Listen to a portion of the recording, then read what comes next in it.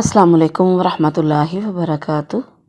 سورہ عبسہ پارہ نمبر 30 کی آیات نمبر 1 تا 21 تک کا ترجمہ۔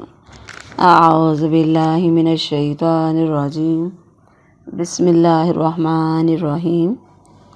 عبس وتولی، اس نے تیوری چڑھائی، وتولی اور منہ پھیر لیا، ان کے جاءہ کہ آیا اس کے پاس، الاعمی اندھا، وما یدریک اور تجھے کیا پتہ، لعلہ شاید کہ وہ یزکا پاکیزگی حاصل کرے، او یا یذکر یا نصیحت حاصل کرے، فتنفعہ تو اس کو نفع دے، ذکرہ نصیحت فائدہ دے، اما سو جو من جو استغنا بے پرواہی کرتا ہے، فانت پس تو لاہو تصدی اس کے پیچھے پڑ جاتا ہے، اس کے پیچھے پڑتا ہے، وما علیک اور نہیں ہے تیرے اوپر یا تیری ذمہ داری، حالانکہ نہیں ہے، اللہ یزکا کہ وہ پاک نہیں ہوتا، اللہ کے نہیں یزکا وہ پاک ہوتا، وَأَمَّا اور لیکن من جو جاءک آیا تیرے پاس، یسعی دوڑتا ہوا، وَهُوَ یخشی اور وہ ڈر بھی رہا ہے، فَأَنْتَ عَنْهُ پس تو اس سے تلہا بے توجہی برتتا ہے، کلا ایسا ہرگز نہیں چاہیے، انہا یہ قرآن جو ہے یہ تو تذکرہ ایک نصیحت ہے، فمن شاء پس جو کوئی چاہے، ذکرہ اس سے نصیحت حاصل کر لے، فی میں صحف مکرمہ صحیفوں میں عزت والے، مرفوعہ جو بلند کیے ہوئے ہیں، مطہرۃ پاک کیے ہوئے ہیں، بِأَیْدِی سفرہ ہاتھوں کے ساتھ، سفرہ لکھنے والوں کے، کرامن جو معزز ہیں عزت والے ہیں، باررہ نیک ہے، قتل الانسان مارا جائے انسان، ما اکفرا وہ کس قدر اکفرا نا شکر ہے، من سے ای کون سی شعین چیز سے، خلقہ اس کو پیدا کیا، من سے نطفہ ایک قطرے سے، خلقہ اس نے اسے پیدا کیا، فقدرہ پس اس نے اس کا اندازہ لگایا، ثم السبیل پھر راستہ یسرہ اس کے لیے آسان کر دیا، ثم پھر اماتہ اسے موت دی، فاقبرہ پس اس کو قبر میں رکھوایا۔ بامحاورہ ترجمہ، اس نے تیوری چڑھائی اور منہ پھیر لیا اس لیے کہ اس کے پاس اندھا آیا، اور تجھے کیا معلوم چیز کرواتی ہے، شاید وہ پاکیزگی حاصل کر لے یا نصیحت حاصل کر لے تو وہ نصیحت اسے فائدہ دے، لیکن جو بے پرواہ ہو گیا سو تو اس کے پیچھے پڑتا ہے، حالانکہ تجھ پر کوئی ذمہ داری نہیں کہ وہ پاک نہیں ہوتا، اور لیکن جو کوشش کرتا ہوا تیرے پاس آیا اور وہ ڈر رہا ہے تو اس سے بے توجہی برتتا ہے، ایسا ہرگز نہیں چاہیے، یہ قرآن تو ایک نصیحت ہے تو جو چاہے اسے قبول کر لے، ایسے صحیفوں میں ہے جن کی عزت کی جاتی ہے، جو بلند کیے ہوئے پاک کیے ہوئے ہیں، ایسے لکھنے والوں کے ہاتھوں میں ہیں جو معزز ہیں اور نیک ہیں، مارا جائے انسان وہ کس قدر ناشکر ہے، اس نے اسے کس چیز سے پیدا کیا، ایک قطرے سے اس نے اسے پیدا کیا، پھر اس کا اندازہ مقرر کیا، پھر اس کے لیے راستہ آسان کر دیا، پھر اسے موت دی، پھر اسے قبر میں رکھوایا۔ السلام علیکم ورحمۃ اللہ وبرکاتہ۔ سورہ عبسہ پارہ نمبر 30 کی آیات نمبر 1 سے 21 تک کی تفسیر۔ اعوذ باللہ من الشیطان الرجیم، بسم اللہ الرحمن الرحیم، رب اشرح لی صدری ویسر لی امری واحلل عقدۃ من لسانی یفقہوا قولی، رب زدنی علما۔ سورہ عباسہ، عباسہ کا مطلب ہے تیوری چڑھانا، تھوڑا سا غصہ ہلکا سا دکھانا۔ یہ مکی صورت ہے، اس میں 42 آیتیں ہیں اور 1 رکوع ہے۔ مفسرین کا اتفاق ہے کہ یہ صورت جو ہے نا، ایک نبی نے صحابی عبداللہ بن ام مکتوم رضی اللہ عنہ کے بارے میں نازل ہوئی۔ عائشہ رضی اللہ عنہ سے روایت ہے کہ ایک دفعہ رسول اللہ صلی اللہ علیہ وآلہ وسلم کے پاس مشرکین میں سے ایک بڑا آدمی بیٹھا ہوا تھا کہ ابن ام مکتوم رضی اللہ عنہ آئے اور کچھ مسائل پوچھنے لگے۔ رسول اللہ صلی اللہ علیہ وآلہ وسلم نے ان کی طرف سے منہ پھیر لیا اور توجہ دوسری طرف رکھی۔ اس پر یہ آیت اتری۔ تو انس رضی اللہ عنہ کی روایت میں سے یہ مشرک کا نام بھی مل گیا کہ وہ ابی بن خلف تھا، اور اس میں یہ بھی ہے کہ یہ صورت اترنے کے بعد رسول اللہ صلی اللہ علیہ وآلہ وسلم نے ابن ام مکتوم رضی اللہ عنہ کا اکرام، عزت پھر اللہ کے نبی کیا کرتے تھے ان کی پہلے سے بھی زیادہ۔ عبداللہ بن ام مکتوم رضی اللہ عنہ مکی قریشی مہاجرین اولین میں سے ہیں اور ام المومنین خدیجہ رضی اللہ عنہ کے ماموں کے بیٹے ہیں۔ رسول اللہ صلی اللہ علیہ وآلہ وسلم انہیں اپنے اکثر غزوات میں مدینہ میں اپنا نائب مقرر فرمایا کرتے تھے۔ عبس و تولی، اس میں جو نبی نے صحابی سے بے توجہی کے بارے میں رسول صلی اللہ علیہ وسلم کے بارے میں اللہ تعالیٰ نے یہاں پہ بتایا بطور جیسے تھوڑا ڈانٹا جاتا ہے، یہ ایسے یا جیسے پیار سے سمجھایا جاتا ہے۔ تو مثلاً اس کا معنی یہی ہے نا کہ توجہ نہیں دی۔ میں نے تفسیر تو شروع میں بتا دی۔ انجاہ العامہ، تو کہ اس کے پاس نبینہ آیا، حالانکہ نبینہ تو زیادہ لطف و کرم کا مستحق تھا۔ پھر اگر اس کے دین کی بارے میں پوچھنا چاہتے تھے وہ، تو جس کے اسلام لانے کی آپ کو امید تھی تو اس کی وجہ سے تیوری چڑھائی، تو اس میں آپ علیہ السلام کا تو قصور نہیں ہے نا۔ وہ تو نبی نے اسے کیا پتا کہ آپ کس سے بات کر رہے ہیں۔ تو اللہ تعالیٰ نے سمجھایا وما یدریک لعلہ یزکیٰ، آپ نے جو یہ سمجھانا کہ نبینا تو مسلمان ہی ہے، کسی اور وقت مسئلہ پوچھ لے گا، مجھے کافر کو مسلمان بنانے پر زیادہ توجہ دینی چاہیے، تو یہ بات کسی حد تک درست ہے، مگر آپ کو اس بات کا خیال بھی ضروری تھا کہ وہ کافر تو آپ کی ہدایت سے فائدہ اٹھانے پر تیار ہی نہیں۔ خوفناک بیماری میں مبتلا شخص کا علاج پہلے ضروری تھا۔ جب وہ دعا ہی نہیں لینا چاہتا تھا، دعا لینے پر راضی نہیں تھا وہ انسان، تو اس کی امید میں آپ اپنے ساتھیوں سے کیوں بے توجہی برتتے ہیں؟ جو دعائے دل کے طالب ہیں آپ ان کی طرف توجہ فرمائیں تاکہ وہ پاک ہو جائیں، نفع حاصل کر لیں۔ اما من استغنا، یعنی جس سے آپ اپنی دولت اور سرداری کی وجہ سے آپ کی پرواہ ہی نہیں ہے، آپ اس کے پیچھے پڑیں، حالانکہ اگر وہ کفر کی نجاست سے پاک نہیں ہوتا تو آپ پر تو کچھ الزام نہیں ہے، اور جو کوشش کر کے آیا ہے اور وہ تو اللہ سے ڈرتا ہے تو آپ اس سے بے توجہی برتیں، حالانکہ آپ کی توجہ کا اصل حقدار وہ ہے جو طلب رکھتا ہے، چاہے سرمایہ دار بھی نہیں ہے نا۔ کلا انہا تذکرہ، یعنی جو ہوا سو ہوا، آئندہ ہرگز اس طرح نہیں ہونا چاہیے، کیونکہ یہ قرآن تو ایک نصیحت ہے جو ہر خاص و عام کے لیے ہے، اس میں کسی ایک کو دوسرے پر ترجیح نہیں دی جانی چاہیے۔ پھر جو چاہے نصیحت قبول کر لے، تو اگر کرے گا تو اس کا اپنا ہی فائدہ ہے، اور کوئی متکبر اگر نصیحت سن لینے کے باوجود اسے قبول نہیں کرتا تو آپ کو بھی قبول کرنے والوں کو چھوڑ کر ان کے پیچھے پڑنے کی ضرورت ہی نہیں ہے۔ فی صحف مکرمہ، ان آیات میں قرآن مجید کی عظمت اللہ تعالیٰ نے بیان کی ہے کہ یہ ایسے اوراق میں لکھا ہوا ہے جن کی عزت کی جاتی ہے، بلند شان والا، پاک ہے، بلند شان والے کی طرف سے بھی ہے۔ اس سے قرآن مجید اور اس کے جو اوراق مراد ہیں جس میں سے فرشتوں نے لوح محفوظ سے نقل کر کے لکھا بھی۔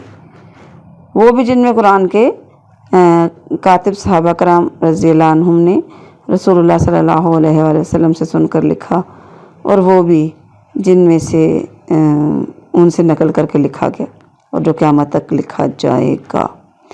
قرآن مجید کی جس طرح تکریم کی جاتی ہے اور جس طرح شیاطین کی دخل اندازی سے اس کو محفوظ، ہر قسم کی رد و بدل سے معمون، اور ہر قسم کے خلاف عقل اور خلاف حیا مضامین سے یہ قرآن پاک ہے، وہ لوگ یہ باتیں سب لوگوں کے سامنے۔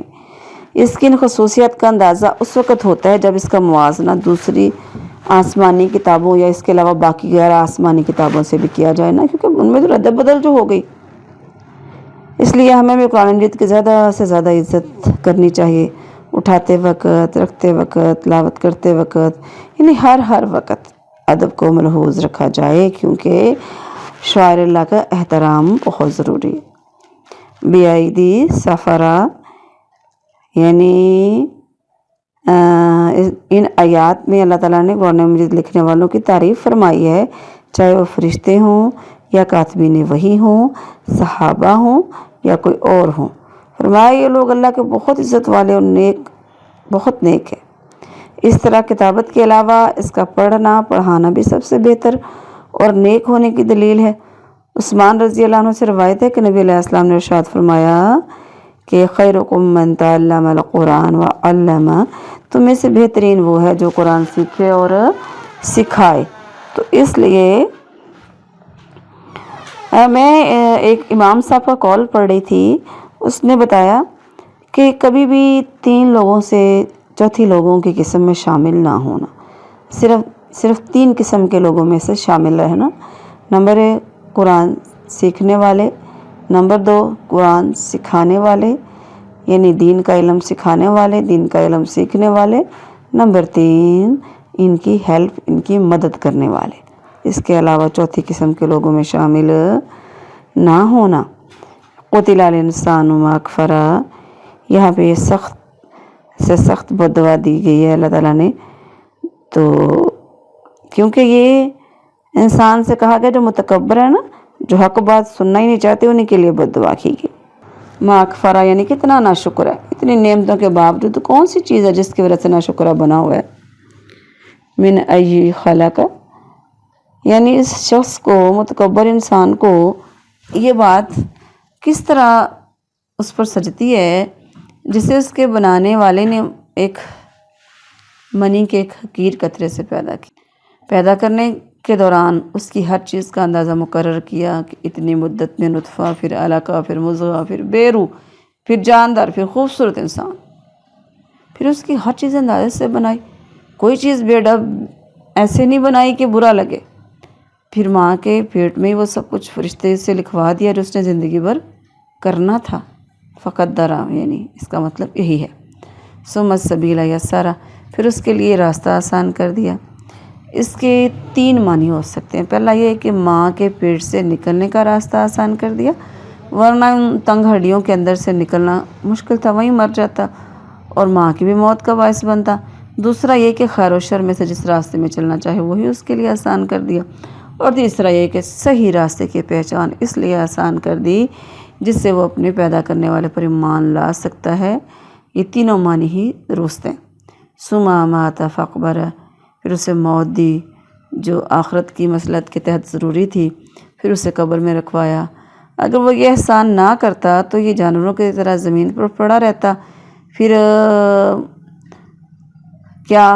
اس کے پاس سے سمیل آتی، اور جیسے باقی مخلوق کے جو ہوتی ہے وہ تکلیف کا باعث بنتی ہے، اس کی پھر انسان کی بے حرمتی ہوتی، بے پردہ ہوتا، درندے نوچتے۔ ہاں، اگر قبر میں رکھوایا، اب دیکھیں کوئی اگر جل جاتا ہے یا غرق ہو جاتا ہے یا اسے کوئی درندے وغیرہ کھا جاتے ہیں تو اس کے جزات جہاں بھی ہیں وہ اس کے لیے قبر ہے۔ اگر کسی کو دفن نہ بھی کیا جا سکے تو اس کا مطلب یہ نہیں کہ اسے قبر نہیں ملی، کہیں نہ کہیں تو موجود ہے نا۔ وما علیہ الا البلاغ المبین۔ السلام علیکم ورحمۃ اللہ وبرکاتہ۔ سورہ عبسہ پارہ نمبر 30 کی آیات نمبر 22 تا 42 تک کا ترجمہ۔ اعوذ باللہ من الشیطان الرجیم، بسم اللہ الرحمن الرحیم ثم اذا شاء انشر، ثم پھر اذا جب شاء چاہے گا انشرا اس کو اٹھا دے گا، کلا ہرگز نہیں، لما ابھی تک، یکزی لما نہیں، یکزی پورا ہوا، ما امرہ اس کا کام، جو اس کا کام تھا یا جس کا اسے امرہ ہو حکم دیا ہو اس کو۔ فَلْيَنظُرِ الْإِنسان تو لازمی ہے کہ دیکھے انسان، اِلیٰ طعامہ اپنے کھانے کی طرف، انا سببنا کہ ہم نے خوب برسایا، ماء پانی، سبن خوب برسانا، ثم پھر شققنا الارض پھاڑا ہم نے زمین کو، شقاً عجیب طریقے سے پھاڑنا، فانبتنا پس ہم نے اگایا، فیہا اس میں، حباً اناج، وعنباً اور انگور، وقضباً اور ترکاری، وزیتونا ونخلا اور زیتون اور کھجور کے درخت، وحدائق غلبا اور باغات غلبا گھنے، وفاکہہ اور میوے پھل، واباً اور چارہ، متاع لکم سامان زندگی ہے تمہارے لیے، ولانعامکم اور تمہارے جانوروں کے لیے بھی۔ فائزہ پس جب جات الصاخہ جب آ جائے گی، صاخہ کانوں کو بہرا کرنے والی یعنی قیامت، یوم جس دن، یفر المرء بھاگے گا انسان، من اخی اپنے بھائی سے، و امہ اور اپنی ماں سے، و ابیہ اور اپنے باپ سے، و صاحباتہ اور اپنی بیوی سے، و بنیہ اور اپنے بیٹوں سے، لکل امرئ ہر ایک کے لیے، امرئ منہم حالت ہوگی ایسی، یومئذ اس دن، شأن جو حالت ہوگی، یغنی بے پرواہ بنا دے گی، وجوہ کچھ چہرے، یومئذ اس دن، مسفرہ روشن ہوں گے، ضاحکہ ہنس رہے ہوں گے، مستبشرہ خوشیاں منا رہے ہوں گے، ووجوہ اور کچھ چہرے، یومئذ اس دن، علیہا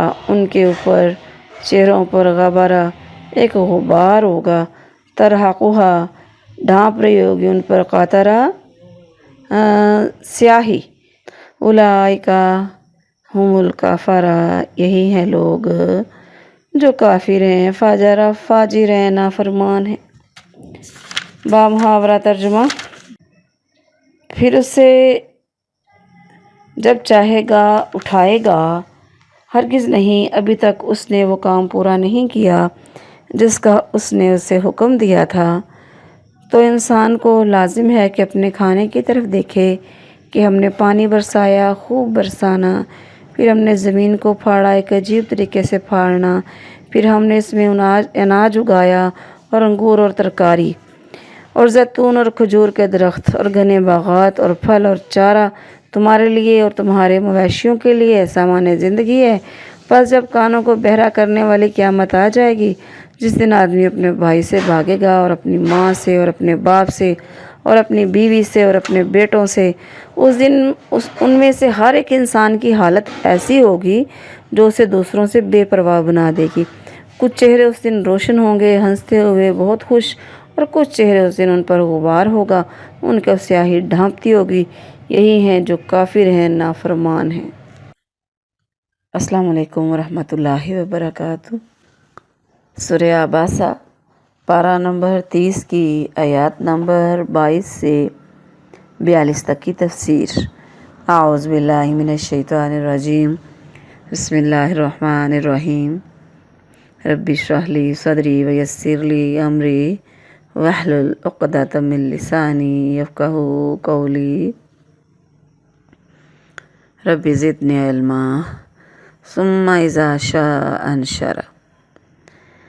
اللہ تبارک نے پچھلی آیات میں اپنی قدرتوں کا ذکر کیا کہ ان تمام قدرتوں کو دیکھ کر کیا تمہاری سمجھ میں یہ نہیں آتا کہ دنیا میں آدمی جو بھی کام کرتا ہے اس کا کوئی نہ کوئی انجام ضرور ہوتا ہے۔ تو پروردگار نے اتنا بڑا سلسلہ کیا، پھر یہ سلسلہ پیدا کیا تو کیوں کیا؟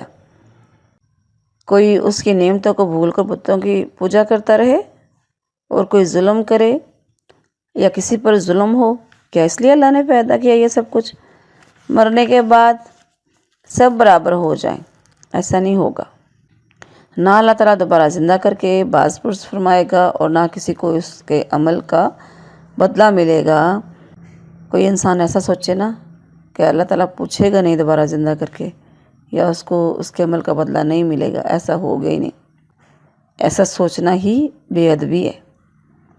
کلا لما یقضی ما امر، یہ کافر انسان جو سمجھتا ہے کہ اس کے مال و جان پر اللہ کا جو حق تھا وہ اس نے ادا کر دیا، ایسا ہرگز نہیں ہے، بلکہ حقیقت یہ ہے کہ کسی انسان نے بھی ابھی تک وہ سارے فرائض پورے ہی نہیں ادا کیے جس کا اللہ تعالیٰ نے حکم دیا۔ حق کا ادا کرنا تو بہت دور کی بات ہے، ابھی تک اس نے کچھ بھی پورا نہیں کیا۔ وہ انسان کوئی کام کرتا ہے کہیں نہ کہیں تو ہمیشہ کمی رہ ہی جاتی ہے نا۔ پرفیکٹ تو اللہ کی ذات ہے، انسانوں میں تو خامیاں ہیں، خوبیاں ہیں، مکس اپ سب کچھ۔ فَلْيَنْظُرِ الْإِنسان، اللہ نے نعمتوں کا ذکر فرمایا جو انسان کی پیدائش اور اس کی ذات سے تعلق رکھتی ہیں۔ اب ان نعمتوں کا ذکر جو اس کی ذات سے تو تعلق نہیں رکھتی مگر اس کے بغیر وہ زندہ نہیں رہ سکتا۔ فرمایا اپنے قریب ترین چیز کھانے ہی کو دیکھ لو کہ اس کی تیاری کے لیے ہم نے کائنات کی کتنی قوتوں کو مصروف کر دیا۔ اَنَّا أَصْبَبْنَا الْمَاءَ صَبًّا ثُمَّ أَشْقَقْنَا الْأَرْضَ شَقًّا، یعنی زمین کو ہم نے عجیب طریقے سے پھاڑا، دانے سے جو باہر کونپل نکلتی ہے خود کبھی زمین سے باہر نہیں نکل سکتی تھی اللہ کے حکم کے بغیر۔ زمین میں ضرورت کے مطابق نمی رکھی، پھر بیج میں یہ طاقت رکھی کہ زمین کو پھاڑ کر باہر نکل آئے۔ فَأَنبَتْنَا فِيهَا حَبًّا، یعنی زمین کی وہ پیداوار جو سال میں کئی مرتبہ کاٹی جاتی ہے، سبزی وغیرہ، چارہ وغیرہ جو بار بار کاٹا جاتا ہے، زیتون اور نخلا، کھجور کے درخت اور بہت سے پھلوں والے درخت، وحدائق غلبا، پھلدار درختوں کے باغ، یعنی حدیقہ سے مراد ہے، حدائقہ سے، حدیقہ یعنی وہ باغ جس کے ارد گرد چار دیواری ہو، حدیقہ حدائقہ سے ہے۔ اور فاکہہ و زمین سے اگنے والی وہ نباتات جسے جانور کھاتے ہیں، لوگ نہیں کھاتے۔ پھر کیا متاع لکم ولانعامکم، کائنات کا یہ عظیم الشان سلسلہ اور یہ تمام چیزیں تمہاری اور تمہارے ہی کام آنے والے جانوروں کی زندگی کے لیے بنائی گئی ہیں۔ اب اپنے رب کی نعمتوں کا کفر کر کے دیکھو کہ میں تمہاری خاطر یہ سب کچھ بنا سکتا ہوں مگر تمہارے خیال میں تمہیں مرنے کے بعد زندہ نہیں کر سکتا۔ ایسا ہوگا بولا نہیں، میں تو تمہیں ضرور زندہ کروں گا۔ کب؟ فَإِذَا جَاءَتِ السَّاخَةُ، جب کانوں کو بہرا کر دینے والی ہولناک آواز سے قیامت قائم ہوگی۔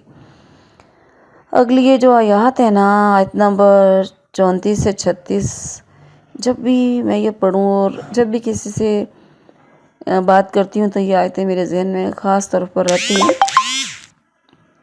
یوم یفر المرء من اخیہ، اللہ تبارک قیامت کے دن آدمی کو ان لوگوں سے بھاگنے کا ذکر اس میں فرمایا جس سے وہ محبت کرتا ہے، اور ترتیب میں محبت کے درجات کو مد نظر رکھا۔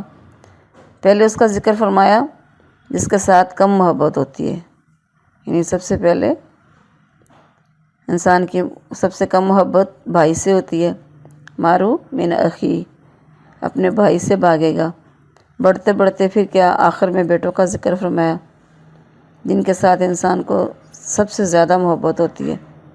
تو سورہ معارج میں بیٹوں سے شروع کیا، یہی بتایا کہ اپنے آپ کو بچانے کے لیے اپنے بیٹوں کو، اپنی بیویوں کو، اپنے بھائی کو اور اپنے پناہ دینے والے سارے قبیلے والے لوگوں کو، بلکہ چاہے گا ساری دنیا کے لوگوں کو مجھ سے لے لو، فدیے کے بدلے میں مجھے چھوڑ دو۔